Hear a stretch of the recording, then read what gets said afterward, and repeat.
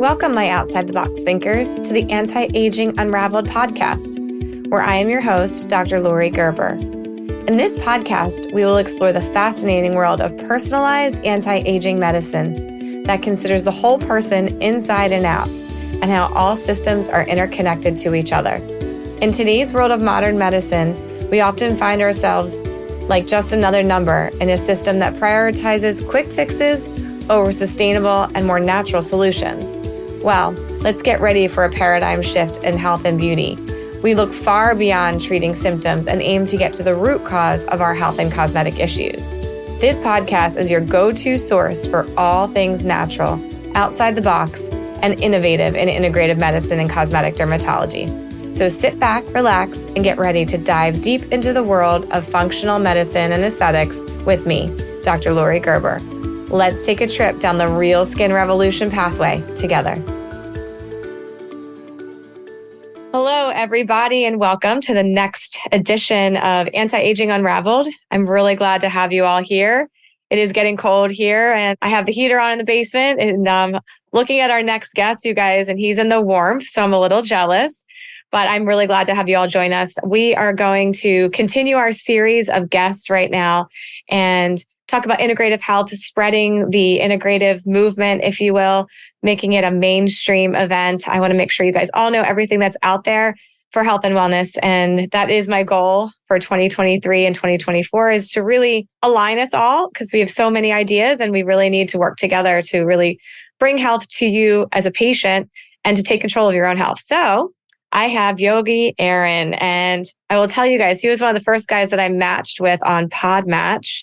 Super exciting. And I'm really glad to have him on. So he's extremely sought after yoga instructor, trailblazing really new paths, maybe controversial paths, which we'll talk about in yoga, unorthodox perspectives on stretching and flexibility and how sometimes they cause more harm than good.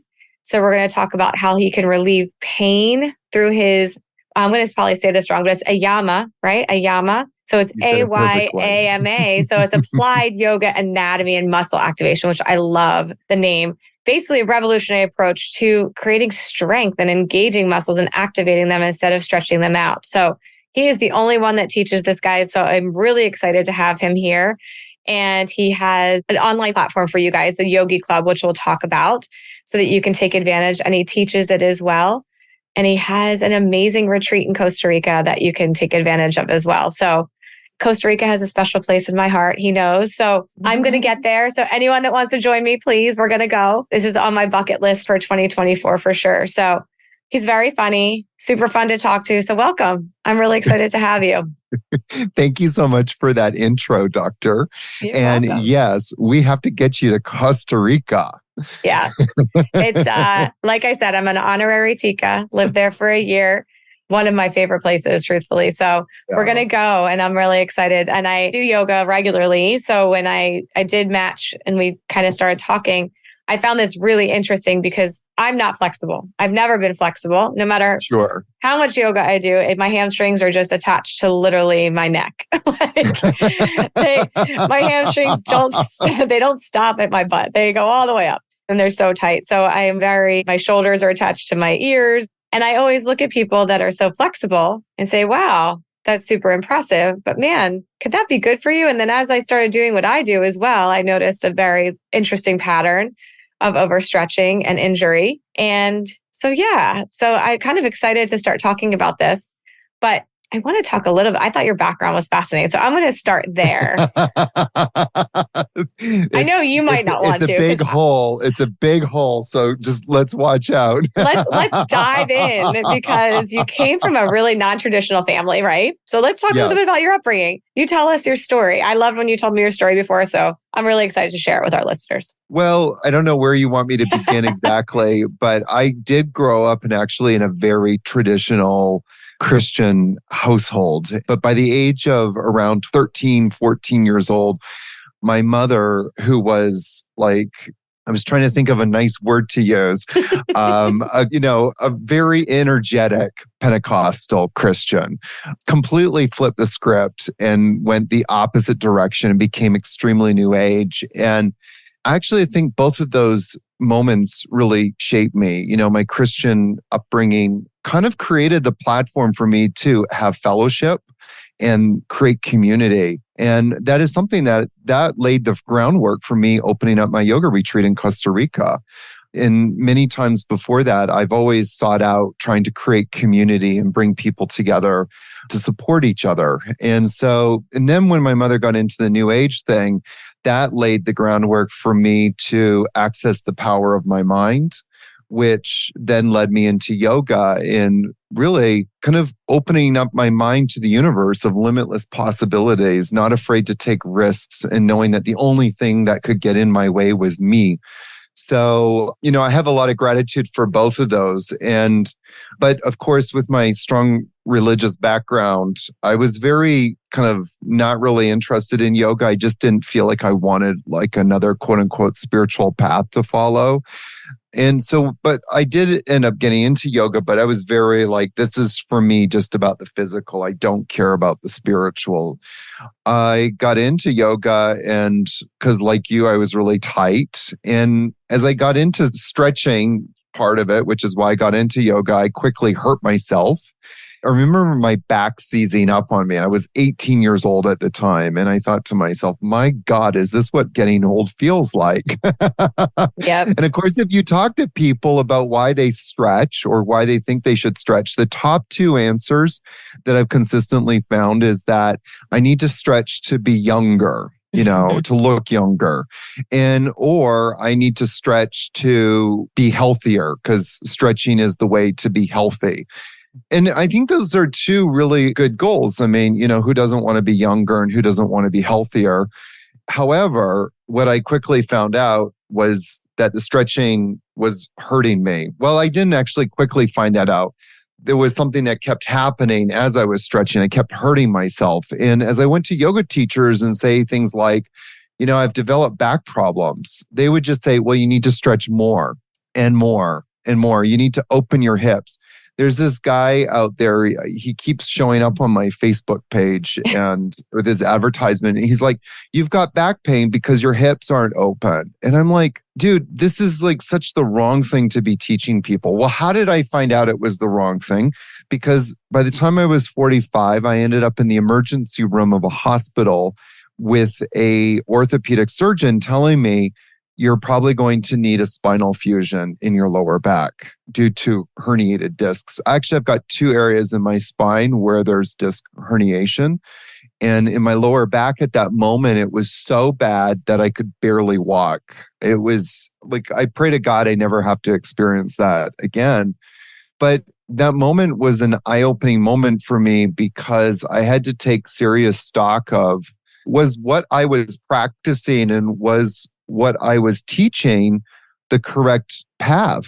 And was I harming other people? If I was harming myself, how many other people was I harming? And so that kind of made me think about things very differently. And that kind of questioning led me into muscle activation technique. Now, just for your listeners to understand, I do not teach muscle activation technique. Muscle activation technique was a systemology developed by Greg Roscoff. The school's located just outside of Denver. And it's really a therapeutic technique that's taught to practitioners to use one-on-one. So an MAT therapist, we learn to diagnose where is their muscle weakness. Diagnose is the incorrect word. Assess where there's muscular weakness. And then we go in and we basically, for just simplistic terminology, turn muscles on. So the reason why there's a lot of pain in the body is because muscles aren't working properly. That neuromuscular connection's been compromised. So we go in and we repair it, basically.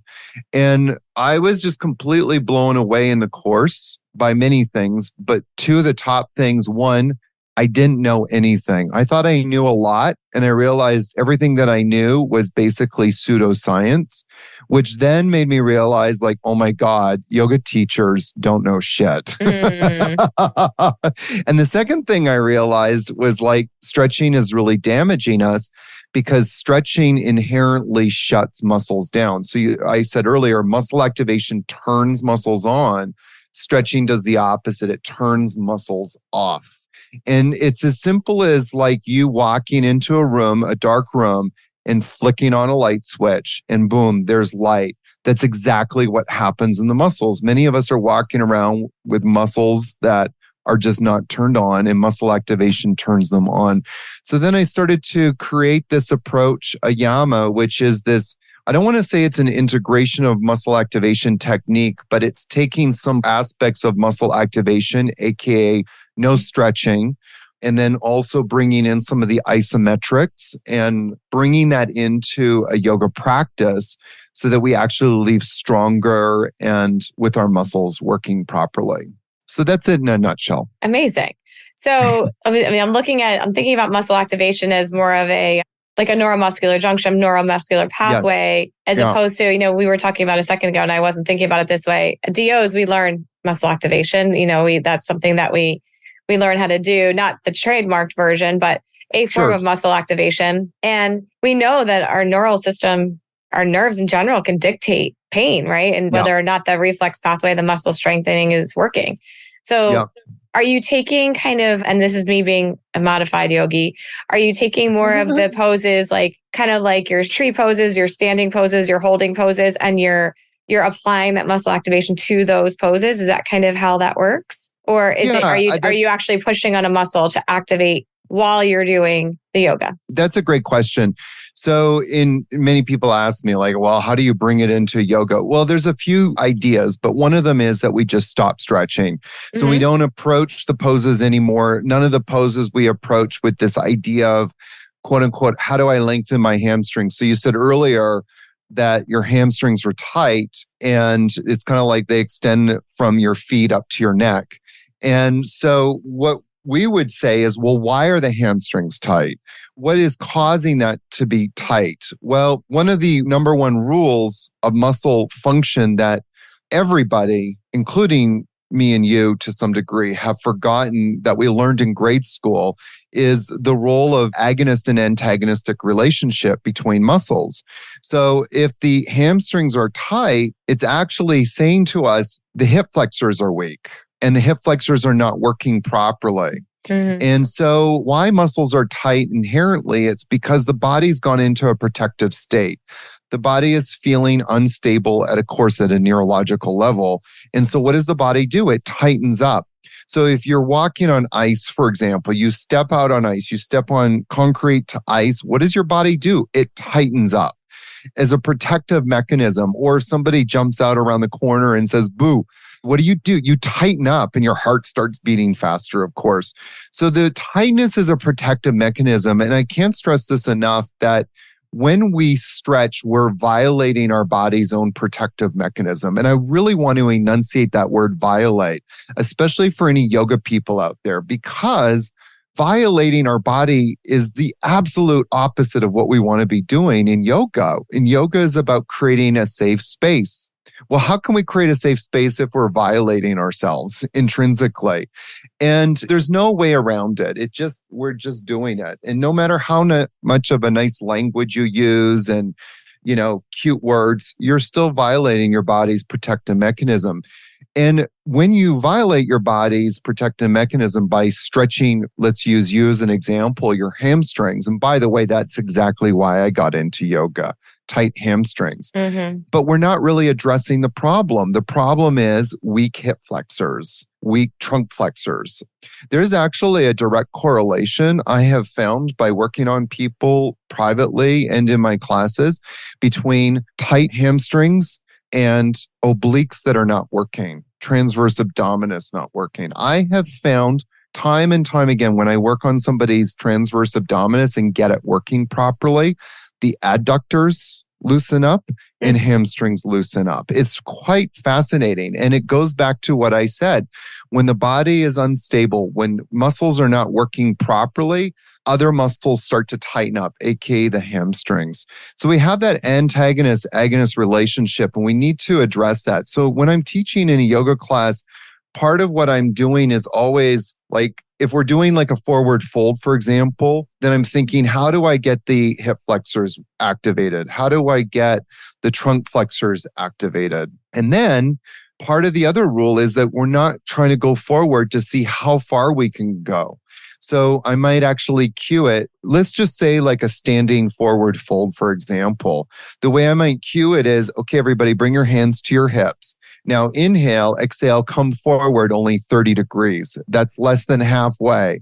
And so right away, if I tell you to come forward only a third of the way, you're now not only more conscious, but you're now thinking more about what muscles you're using rather than just dropping to the floor as far as you can. So it creates inherently more stability.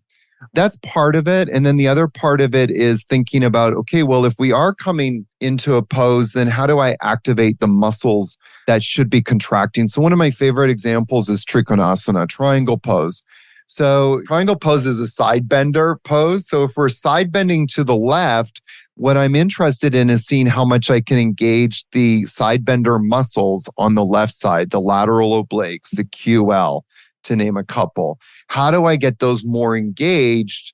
And again, just backing off from making the flexibility the goal. It's more about activation and strength building. That's super interesting. I mean, the analogy of bending only 30 degrees and sitting here thinking about how that would feel. Yeah. And yeah, you're engaging way more muscles than you would be because you're having to hold yourself in a position. Yes. That's not just, hanging forward in ragdoll and try to stretch your back and your hamstrings out as much as you can. You know what I mean? Exactly. That's interesting. So do you find that improving breath work in combination with that helps to improve your results? Like most of us don't know how to breathe, right? So and our neural pathways are so connected to our breath. And even in yoga, I feel, even me, I don't know, I feel like I breathe backwards, right? It's counterintuitive. I breathe in and instead of, my stomach goes the wrong direction. Instead of getting air in, I have air coming out. Right. So it took me a lot of pelvic floor PT sessions to realize that I don't breathe correctly. All the years in yoga, I don't think I ever really realized that. So do you find that you have to work on breath work to get these muscles? And we're going to talk about what it does for people, but do you feel like that's part of what you work on as well? Yeah. So Greg always says that muscles shut down because of stress, trauma, and overuse. And of course, there's a couple of other little things in there too, but those are the top three. So stress, what is the result of stress? The result of stress is inflammation. And so it's the inflammation that is disrupting the communication system in the, what you just said, neural pathways. And so if those neural pathways become compromised, absolutely. And as we work on the breath, we reduce our stress, and that's going to have a positive impact as well. So getting people to breathe properly is a huge part of it. I focus a lot on a breath it has a few different names, pure breath, which also denotes in the yoga world this idea of breathing diaphragmatically. So teaching people how to breathe. And breathing, just as a side note, during the early days of the pandemic, one of the things I find really fascinating is the position that saved a lot of people's lives is a position called proning, where they put people onto their stomach. Well, this is an ancient yogic technique. It's actually a yoga pose called crocodile pose, makarasana. And this is one of the most fabulous ways to start breathing diaphragmatically.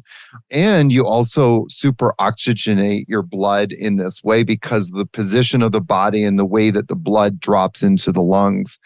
So it's a great position. And that's one of my favorite, not only resting poses, but also sometimes I'll start a class and get people to hang out there for 3 minutes just in the very beginning because of that diaphragmatic breath. The other key element of pure breath is also one-to-one breathing. So a lot of us breathe erratically. A lot of us breathe, like, for example, we might inhale for 2 counts and then exhale for 4 counts.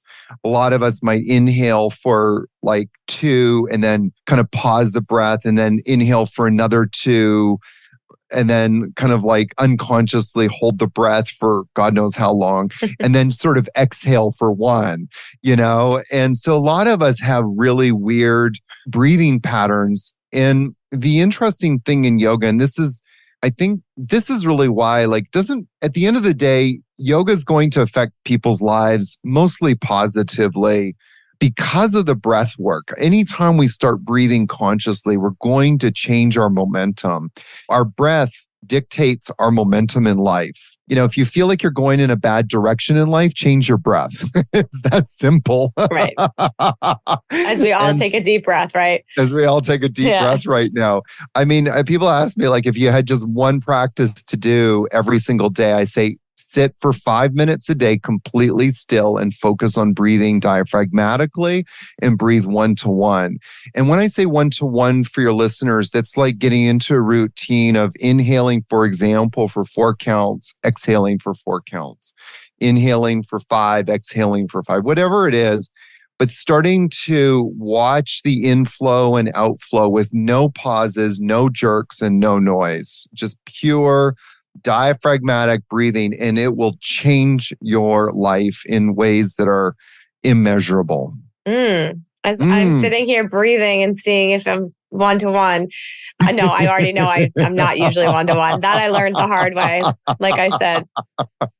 Yes, absolutely. You'd be surprised how many of us can't breathe or don't know how to breathe. Have never been taught to breathe because you think it's inherent, but really, and we see that a lot with my adrenal patients, my cortisol patients, the ones that are super high inflammation, adrenally overdriven, and their breathing patterns are. And so for me to learn that was super interesting actually in the last year. And I always used to say, all right, we'll just meditate, meditate, quote unquote. Most of us can't meditate because we don't know how to shut our brains off, and it takes time. But if you can breathe and sit there diaphragmatically, which is exactly what I was taught to do as well, even if your brain can't shut out, it will learn to eventually. But, that breathing is wonderful for resetting cortisol levels. We know this. So that's amazing. Can I just quickly respond to that? You can. Because a lot of people say that they can't meditate, and a lot of that is just tied into the breath. If you're sitting there breathing erratically, the brain mimics what the breath is doing, or in yogic terminology, the mind mimics what the breath is doing. And so if we want to change our minds, like the amount of thoughts that we're having, we need to learn how to breathe properly. But the second point I just want to make is that sometimes for people, especially when they're new to meditation, don't worry about your thoughts. Like, just let your thoughts be your thoughts. Just focus on the breath. And if you can, for 5 minutes, just watch the inhale and exhale and inhale and exhale. Inhale, 2, 3, 4, exhale, 2, 3, 4, inhale, et cetera, your whole pattern of mind will begin to shift exponentially. You may not notice it the first day, second day, but by the third, fourth, fifth day, you will start seeing enormous results. And the byproduct of what I was just talking about is that your mind will start to become quiet. Yeah. I mean, I 100% agree with that. I always thought that I could, and I don't necessarily have trouble shutting my brain off, but I never felt like meditation was mindful, if that makes sense. Yeah. And doing the breathing has really helped me. And I do find that if I tell my patients, listen, don't worry about what's going on, the brain will follow. It's amazing what will happen when it's distracted by your just constant breathing. It's literally occupied. You're thinking about your breathing, and then it becomes habit. It becomes second nature. So let's talk a little bit about how it helped you and your pain. So you started doing this and it helped your pain, right? It helped you to feel better. From a back pain perspective. After I ended up in the emergency room and got into muscle activation technique, it just motivated me to start taking care of my body even more so. And to date, I have not had spinal fusion and been underneath a knife. And more to the point, I really haven't had to go back to the hospital again. So this stuff really works, and I'm a testament to it. But the other interesting thing is that, and this is why I started getting motivated to share this with other people. Initially, I was only wanting to share this with my own students, like an in-house program, And as I started to share it, I started to see people getting dramatic results, people coming in with chronic pain. When I say chronic pain, I mean like really severe chronic pain. And day 5, day 6, day 7, people would become pain-free.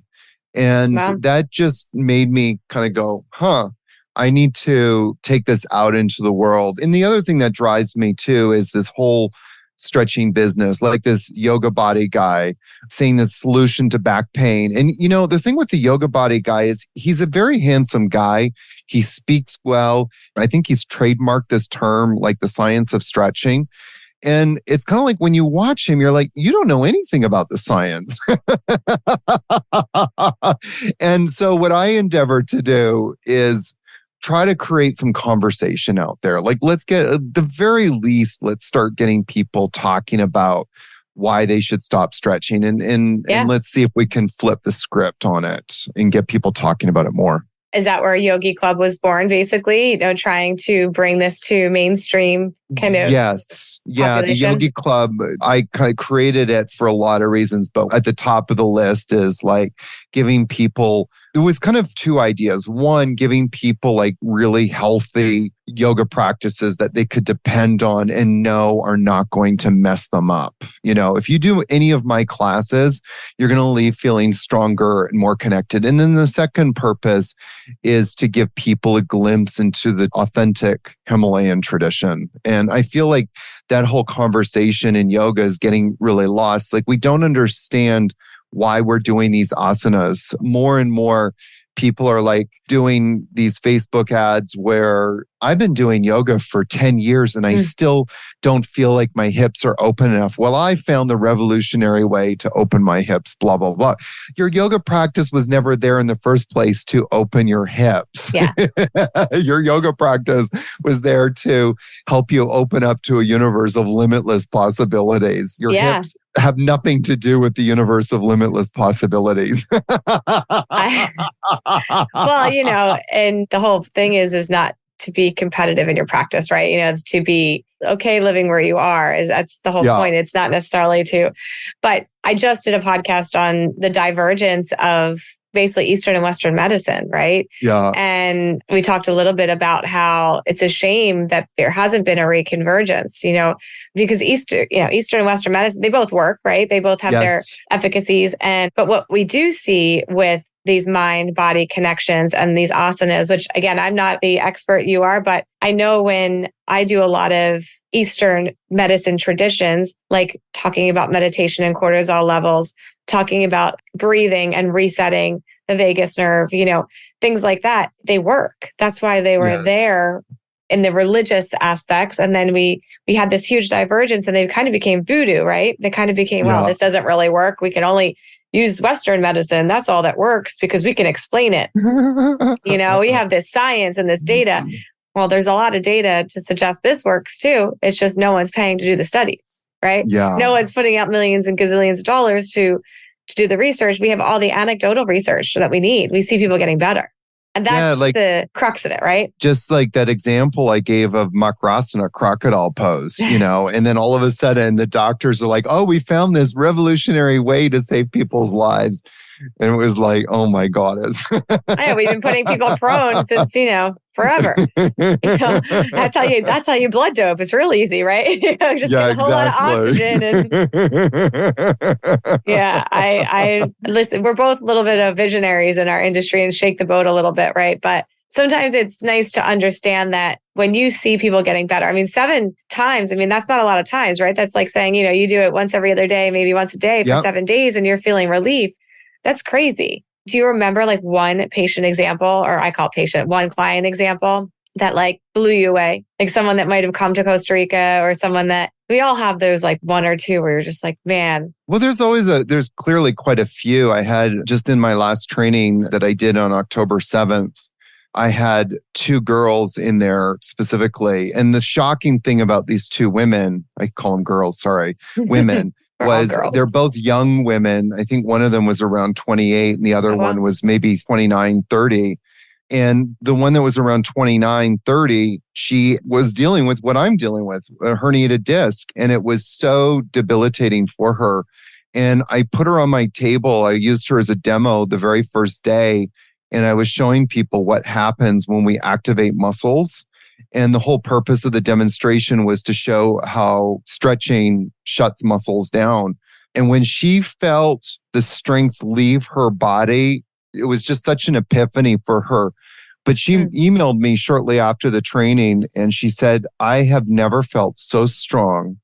I went out walking. We did 10 kilometers, on Saturday. We did 10-kilometer walk on Sunday. And today I have no pain in my body. And I could never have done that before the training started. And the other woman was exactly the same. Like she was just dealing with chronic pain in her back all the time and in her hips. And at the end of it, she's like, I don't have chronic pain. But the other one was I think it was 57-year-old man from New York, moved to Costa Rica, contacted me because he had severe pain in his lower back, again, herniated disc. And he said that he had been like excruciating pain for like the last 2 months. I spent an hour and 45 minutes with him on my table and I did a whole bunch of stuff. He got up and he said, this is the first time I've been pain-free for as long as I can remember. Like he said, there's just no pain. I don't feel anything in my back anymore. It can happen that quickly, doctor. When we get muscles working properly, the joints are supported, there's no stress. And again, the byproduct of stress is inflammation. So if we reduce the stress, aka get the muscles working properly, then there's no stress and there's no inflammation. The pain receptor nerves aren't getting overstimulated by inflammation. So it just works very quickly. Now, sometimes with some people, it takes a little longer because they'll do the muscle activation stuff and then they go and mess it up afterwards. They go and do something to cause stress in their body. Probably me, guys. They go and do an Ironman, or they go and do some kind of crazy race that they're be doing, or that darn ego. On this healing journey, and this is something I talk about in my AYAMA training course, but in the healing journey, we have to hold a couple of thoughts in our head at the same time. One of those thoughts is that, yes, I need to get muscles activated. The other thought is, how do I start to reduce stress? What is actually causing the stress? So one of the worst stressors that people do in any yoga class is a pose which I'm so against now, called child's pose. And child's pose is like the number one pose. You should just stop. If you're a yoga teacher teaching yoga, please stop teaching this pose. You have no idea how much damage you're doing to your people. And this is like such a pose that causes so much stress. So you can do muscle activation, then you go into child's pose. It's going to completely undo everything that we just did. So what we want to do is keep working on getting the muscle, that neuromuscular response, stronger, so that when we do have an external stress, aka Ironman, that our muscles will not shut down. You can get to a point where Ironman will not, destroy you. It is possible. And I actually want to just emphasize, like, even as you're getting older, I'm getting older too, that we can get stronger. This whole idea of age equals getting weaker is just a myth. From a neuromuscular standpoint, it's all horsepucky. So if we get stronger neuromuscularly, we actually will become more vital, more youthful, and stronger. I, again, agree with you. I see a lot of aging women. And one of my new slogans, if you will, is we keep talking about anti-aging, right? And it's a horrible term, to be honest. It's not really anti-aging, it's aging successly, right? Well, aging, and what does that mean? That. Right. What does that mean for you? And for me, it's getting stronger as I age. And for a lot of my patients, it's building muscle mass. It's wanting to still be competitive at something, wanting to still race or whatever. You can build muscle when you're older. Yes, your hormones are depleted. You have less of that, but it is still possible neuromuscularly to strengthen yourself. And most of us, and I would say the majority of us, did not strengthen ourselves to our capacity in our youth. So we don't really have a basis for comparison either, not to that degree. So yeah, we can be stronger. We can have our core support our bodies, have our head aligned where it's supposed to be. It's not too late. So, and you do have a podcast, right? So you talk all about this, stop stretching, right? I encourage you guys. I did listen a little bit, but a little bit of a stalking him slightly. Like I said, I'm going to be in Costa Rica really soon. But so if you guys want more information and to listen more, I encourage you. His podcast is great personality, great speaker. And you have a new book coming out, yeah? Am I right? Yeah, Let me see. Or did it come out? I've had a book come out already. It's called Stop Stretching. Oh, it's out. Okay. It is Perfect. out. Yeah. It's called Stop Stretching, a new yogic approach to master your body and live pain-free. Yahoo! Okay. Yeah, that's I like the tagline. So What can people expect from the book? So are they going to get tips? Are they going to get regimens to try? Or is it a lot of theory? What No, can they expect? there's a little bit of theory in it. I would say it's probably 20-30% theory and 70% practice. Nice. And so there's a lot of beginning about why we want to start getting our muscles activated, et cetera, et cetera. Then we get into breaking down what I call in the AYAMA methodology, the 7 muscle systems of the body. I've just kind of called it 7 muscle systems just for simplicity's sake, because part of my goal and aim is to get people into their bodies to understand, oh yeah, this is trunk flexion. This is trunk extension. So many people, and I would even say especially yoga teachers, don't even understand these basic terminologies. But if you understand trunk flexion and why the trunk flexors are important, that will clue you into why you might be having back pain. But I also give you, like we talk about the key trunk flexors and how to get those activated. So it's not a workout book, even though sometimes AYAMA looks like some workouts. It really isn't. It's just more of a manual on how to activate the specific muscles in your body. And then at the end of the book, there's actually in the appendix, there's 4 beautiful sequences people can do. So people can do a sequence to strengthen all of their trunk and hip flexors. There's a sequence where people can strengthen all of their back and hip extensors. So back bends, side benders. It's a great book. And this book, I've been getting emails from people that just bought it like a year ago and have been messaging me just now saying, you have no idea how much this book has changed my life. And it just completely opened me up to the world of the possibilities of what yoga can be for me in my life. So that's really exciting. I'm going to go grab it now. So I'm ready to, I told him he has 4 weeks to keep me out of surgery, guys. 4 weeks. I'm supposed to get my labrum repaired. So we're going to try everything. We're going to throw it all, see what sticks, but I'm in. I'm willing to try everything and the kitchen sink at you, Dr. Lori. That's totally fine. I need it. My successful aging right now is not doing what it's supposed to do. So, so the book, Stop Stretching, guys, if you want to pick it up, I'm sure it's available everywhere, right? You can grab it on your website. You can find it on Amazon on my website, yogiaaron.com. Yeah. And then your retreat. So if someone wants to go and sign up for one, do they just join a group that's already going? Do you just fill into it or do they need a group? The 3 quick ways that people can come, well, actually 4 since you're here. Number 1, you can bring a group. Don't worry, we will be. We will be. You can bring a group of people. And then number 2, people can join someone like you to come. So we have a list of all the people coming and we market all of our group leaders' yoga retreats, or people could come as a personal guest and have a private yoga retreat experience. And then the third way is they can come and study with me when I do my yoga teacher training immersion experiences. Nice. So I do 2 kinds. I do a 14-day and then I do a 28-day. Wow. So just imagine 14 days having no worries except to come and do yoga with Yogi Aaron. I can't think of a better way to spend a month. I mean, Costa Rica. Your food cooked for, live on the beach, and hear if you guys, scarlet macaws. Yeah, look up the facility. It's beautiful and it's in the perfect spot. It's actually one of my dream spots. So, and having known the country very well, it's a pretty cool location. So I'm pretty excited to do that. So we're just about up on time. So I'm going to ask you what I call my little personal pop questions. So we're just going to learn a little bit about you. They're really easy. Okay. Very, very simple. So what is your favorite book that is not yoga related or muscle related? It kind of is a little yoga related perhaps, but it's called The Way of the Peaceful Warrior. Okay. It was written by Dan Millman. And I read that book when I was around 13, 14, 15 years old. And that book is responsible for changing the course of my life.